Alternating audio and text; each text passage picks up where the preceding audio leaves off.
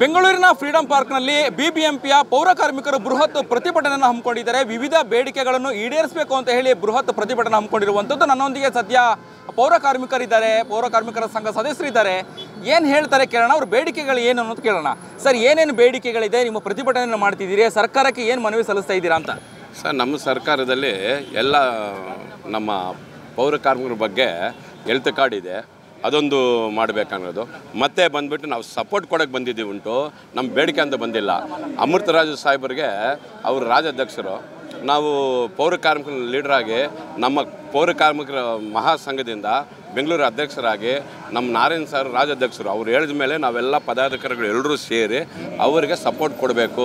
ಈ ದಿನ ಅವರು ಈ ಒಂದು ಹೋರಾಟಕ್ಕೆ ಯಶಸ್ವಿ ಆಗಲಿ ಅಂದ್ಬಿಟ್ಟು ನಾವೆಲ್ಲ ಬಂದಿದ್ವಿ ಸರ್. ಓಕೆ ಸರ್, ಹೇಳಿ, ಸರ್ಕಾರಕ್ಕೆ ಏನು ಮನವಿ ಸಲ್ಲಿಸಿದ್ರೆ ನಿಮ್ಮ ಮುಖ್ಯವಾದ ಬೇಡಿಕೆಗಳು ಏನೇನಿದೆ ಅನ್ನುವಂಥದ್ದು? ನೋಡಿ, ಅಧಿಕಾರಿ ಮತ್ತು ನೌಕರ ವರ್ಗದವರು ರಾಜ್ಯಾಧ್ಯಕ್ಷರಾದಂಥ ಸನ್ಮಾನ್ಯ ಶ್ರೀ ಅಮೃತರಾಜ್ ಅವರು ಇವತ್ತಿನ ದಿವಸ ಏನು ಬೇಡಿಕೆಗಳು ಹೊಂದಿದ್ದಾರೆ, ಸರ್ಕಾರಕ್ಕೆ ಏನು ಮನವಿ ಮಾಡ್ತಾ ಇದ್ದಾರೆ.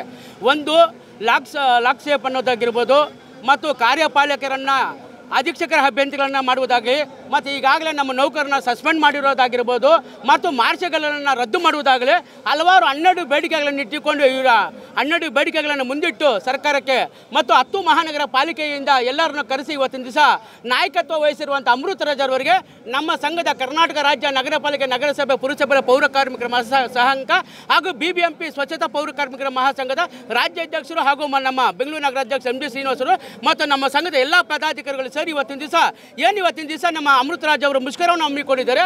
ಅವರಿಗೆ ಸಂಪೂರ್ಣವಾದ ಬೆಂಬಲವನ್ನು ನಮ್ಮ ಸಂಘದಿಂದ ಕೊಡಲಿಕ್ಕೆ ನಾವು ಬಂದಿದ್ದೇವೆ. ಬಟ್ ಅವರ ಬೇಡಿಕೆಗೆ ಈಡೇರಿಸುವವರೆಗೂ ನಮ್ಮ ಸಂಘದ ಮುಖಂಡಗಳು ನಮ್ಮ ಸಂಘದ ಮುಂದಿನ ದಿನಗಳಲ್ಲಿ ಹೆಚ್ಚಾಗಿ ಕೊಡ್ತೀವಿ. ಇವತ್ತು ಸಂಪೂರ್ಣವಾದ ಬೆಂಬಲವನ್ನು ಸೂಚಿಸಲಿಕ್ಕೆ ನಾವೆಲ್ಲರೂ ಬಂದಿದ್ದೇವೆ ಸರ್. ಪೌರ ಕಾರ್ಮಿಕರ ಸಂಘದ ಸದಸ್ಯರು ಹೇಳುವಂಥದ್ದು ನಮ್ಮ ಬೇಡಿಕೆಗಳನ್ನು ಈಡೇರಿಸಬೇಕು ಅನ್ನುವಂತಹ ಮಾತನ್ನ ಒತ್ತಾಯವನ್ನು ಮಾಡ್ತಿರುವಂಥದ್ದು.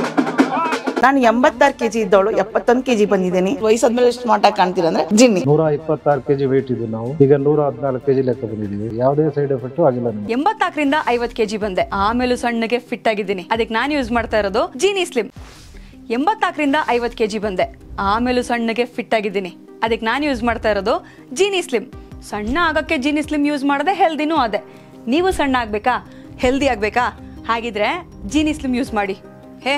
ಸಣ್ಣ ಆಗೋದಕ್ಕೆ ಯಾವುದೋ ಪ್ರಾಡಕ್ಟ್ ಹೇಳ್ತಾ ಇದ್ದಾಳೆ, ಏನಾದರೂ ಸೈಡ್ ಎಫೆಕ್ಟ್ಸ್ ಇದೆ ಅಂತ ಯೋಚನೆ ಮಾಡ್ತಾ ಇದ್ದೀರಾ? ಖಂಡಿತ ಇಲ್ಲ, ಯಾಕಂದರೆ ಇದು ಕೆಮಿಕಲ್ ಫ್ರೀ. ಸಣ್ಣ ಆಗಬೇಕು ಅಂದರೆ ಜೀನಿ ಸ್ಲಿಮ್ ಯೂಸ್ ಮಾಡಿ. ಹೆಚ್ಚಿನ ಮಾಹಿತಿಗೆ ಕೆಳಗೆ ಡಿಸ್ಪ್ಲೇ ಆಗ್ತಿರೋ ನಂಬರ್ಗೆ ಕಾಲ್ ಮಾಡಿ.